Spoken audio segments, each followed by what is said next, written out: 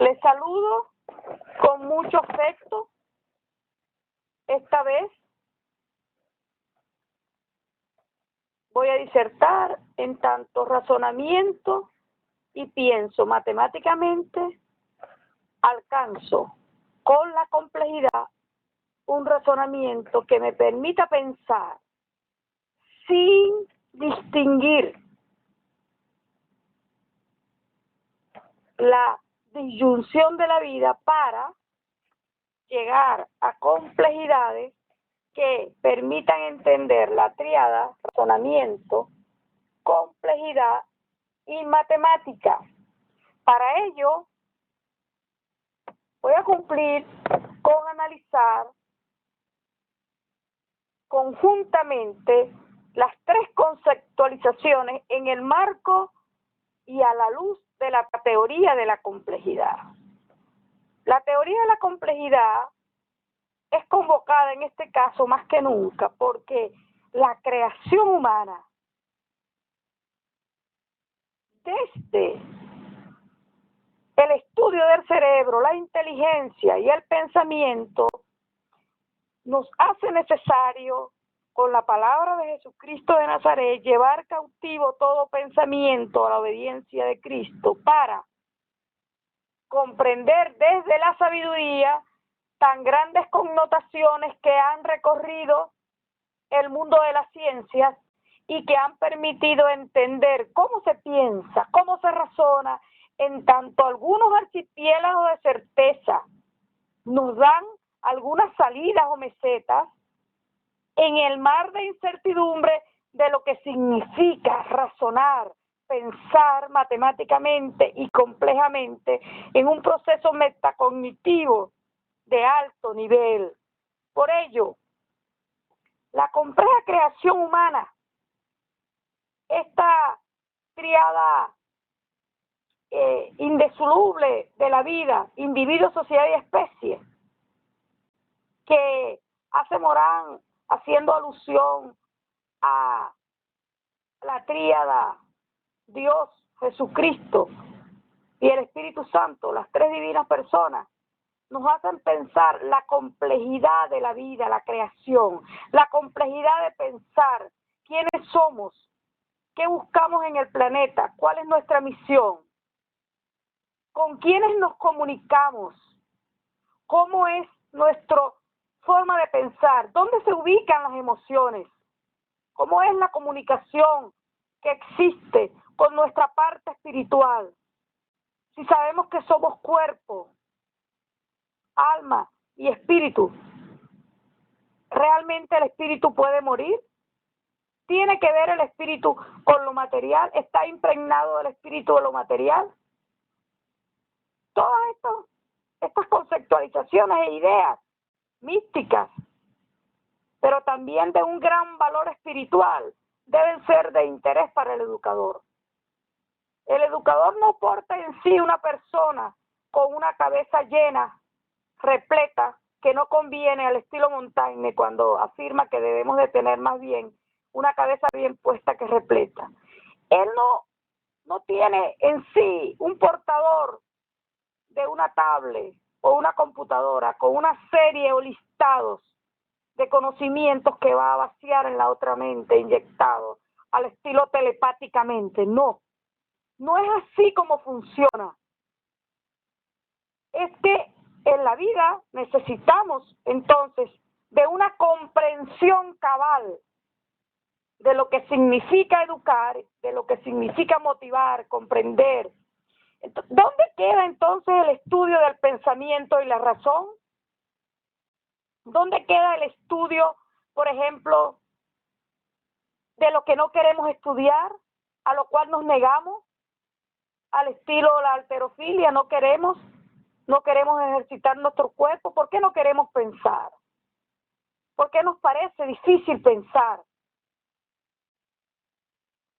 En Grecia, el no pensar era uno de los pecados capitales. La pereza intelectual era uno de los pecados capitales.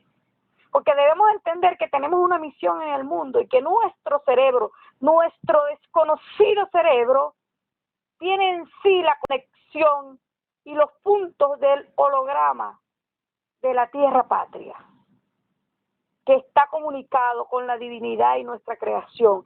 Esa compleja creación divina debe tratar de entenderse en toda su complejidad.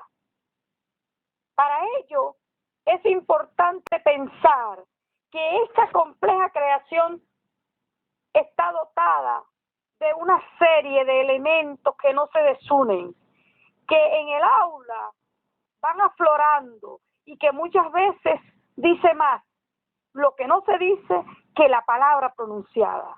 Por ello, entonces, la parte exclusiva y pensante de lo que hemos venido avanzando en el tiempo, avanzando en la vieja denominada inteligencia, entre que eres o no eres inteligente, y el erradicado coeficiente intelectual que seleccionaba a lo que estudiaban por el mero hecho de seleccionarlos y clasificarlos entre que si eran o no inteligentes, ya ha sido superada, gracias a Dios, en teoría, porque la disrupción sigue existiendo, ha sido superada por lo que denominamos los talentos o dones.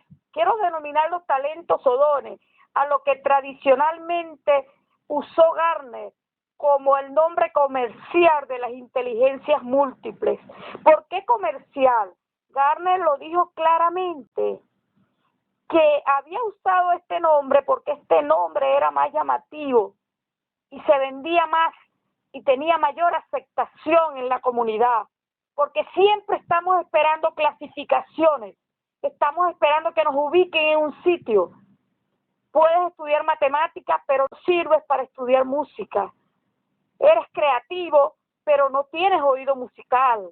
Miren toda una cantidad de cuestiones que debemos escucharnos y darnos cuenta que no podemos separarlo. Gardner lo dijo claramente, que nosotros podíamos ascender a uno de esos talentos o dones a través del otro.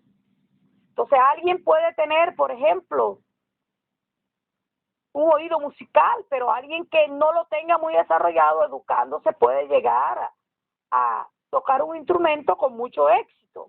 Estas inteligencias y dones no estoy separando de lo que el punto central del razonamiento, porque les dije que pensamiento, razonamiento, complejidad, pensar profundo son las caras de la misma figura. Gardner y Moran en el fondo no están contrapuestos entre la inteligencia compleja y la inteligencia. Realmente la inteligencia compleja es una ratificación de lo que Gardner intenta decir con, en aquel entonces, como mínimo 8 inteligencias, y ya ustedes saben que ya están, pues, la inteligencia espiritual como la inteligencia más elevada, aquella que se dice que eres capaz de ser feliz, sea donde quiera que te encuentres, en el espacio y la situación emocional en la cual te encuentres.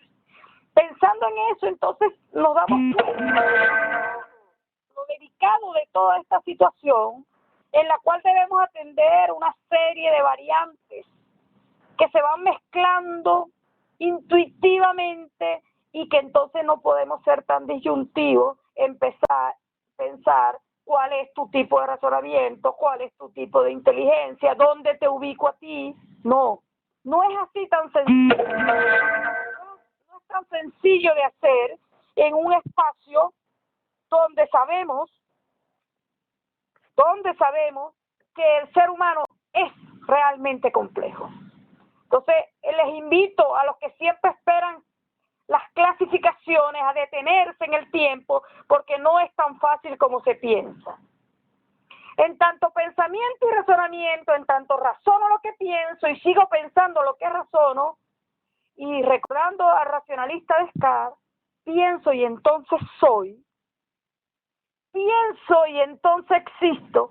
Lógicamente, no se imaginarán a ustedes que como seres pensantes e inteligentes que son, que Descartes quiso decir piensa y después me pruebas que existe. No, él dijo como piensas, como razonas, entonces existe. Y eso lo dice para diferenciar la magnífica creación divina en el hombre. El hombre es ser porque piensa, el hombre es ser porque discierne, el hombre es ser porque razona. Y entonces allí aparece un término excepcional del sapere aude. Sapere aude, atrévete a servirte por tus propios medios. Atrévete a salir de la caverna de Platón y atrévete a conocer. Incitaba a Kant a dejar la pereza intelectual, a servirte por tus propios medios. Aunque si no tienes piernas, entonces podrás alguna vez correr en un gran maratón con unas piernas que son artificiales. Y entonces debe darnos un poquito de pena al decir, bueno, yo no troto, pero conozco un vecino que practica maratón con piernas artificiales. ¿Cuál es la diferencia entre el sapere aude de él y el de nosotros? ¿Cuál es la diferencia entre que él se atreve a servirse por sus propios medios? Debemos entonces pensar en ello y pensar a la luz de la complejidad que entonces todo esto tiene gratamente toda una cantidad de categorías que podemos ir entramando como motivación, como voluntad. Ya lo dijo Albert Einstein, prefería un estudiante voluntarioso que inteligente. No creerán ustedes que el gran físico decía que no tenía estudiantes inteligentes. Decía que aparte de inteligente, exigía la voluntad de alguien porque le llevaba a no se perdiera en la pereza intelectual dicha inteligencia y que fuera con ese sapere aude a hacer cosas magníficas y a buscar la excelencia. A eso me estoy refiriendo. En ese razonamiento que se ha venido heredando de la complejidad del pensamiento, porque el pensamiento es complejo, entonces hay una razón donde el pensamiento puede ser intuitivo, puede ser creativo, y al ser intuitivo, creativo y crítico, entonces es complejo. Muchos autores entonces van tomando estas palabras y empiezan a clasificar indiscriminadamente. Entonces, por un lado colocan razonamiento intuitivo, por otro lado el creativo, por otro lado el crítico, y en el fondo se están refiriendo a razonamiento complejo. Este tipo de razonamientos inclusive ha llegado a que, bueno, tú tienes un razonamiento proporcional, por ejemplo. Cuestión bastante ilógica, porque entonces al tener un razonamiento proporcional, no tienes un razonamiento creativo. Y al mismo tiempo tienes un razonamiento espacial y geométrico. Desen cuenta que estamos hablando de esa figura que está allí en movimiento, en lo cual usted no va a poder separar el amarillo del rojo y el azul. En el momento que lo separe, entonces usted sabrá perfectamente que ha separado la esencia de la figura. Así son estos tipos de razonamiento a los cuales le estoy mostrando, y hay muchos más. Se habla de razonamiento demostrativo, diverso, y aquí se llega a un punto maravilloso, importante, de cómo desarrollar procesos metacognitivos de alto nivel. ¿Para qué? Bueno, porque queremos razonar profundamente, y la única manera de razonar profundamente, matemáticamente, creativamente, lógicamente, es pensando profundo, es ir a un desarrollo metacognitivo de alto nivel, y la matemática es por excelencia ese espacio de ejercicio mental para llegar, dejando la pereza intelectual, a un esfuerzo, a una voluntad propia, que si se dan cuenta cada día es inagotable, porque cada vez que sabemos y sabemos y sabemos, realmente no sabemos nada. Y entonces en ese yo solo sé que no sé nada, eso nos impulsa a seguir indagando, a seguir profundizando, porque seguramente Dios nos ha regalado dones que en el libre albedrío que tenemos, bajo la pereza intelectual, bajo la educación reduccionista, todas esas causas se han juntado para que nuestro razonamiento no vaya a razonamiento profundo, alienado a Dios. en esa magnífica sabiduría que Él nos tiene, porque nos ha hecho a imagen y semejanza de nuestro Salvador Jesucristo de Nazaret. Por ello, me despido con las Sagradas Escrituras en Filipenses 4:8, cuando dice: nuestro Señor Jesucristo afirma, por lo demás, hermanos, todo lo que es verdadero, todo lo digno, todo lo justo, todo lo puro, todo lo amable, todo lo honorable, ¿no? Si hay alguna virtud o algo que merece elogio, en eso pensar, en eso meditar. Pensemos en ello con Jesucristo de Nazaret. Muchísimas gracias.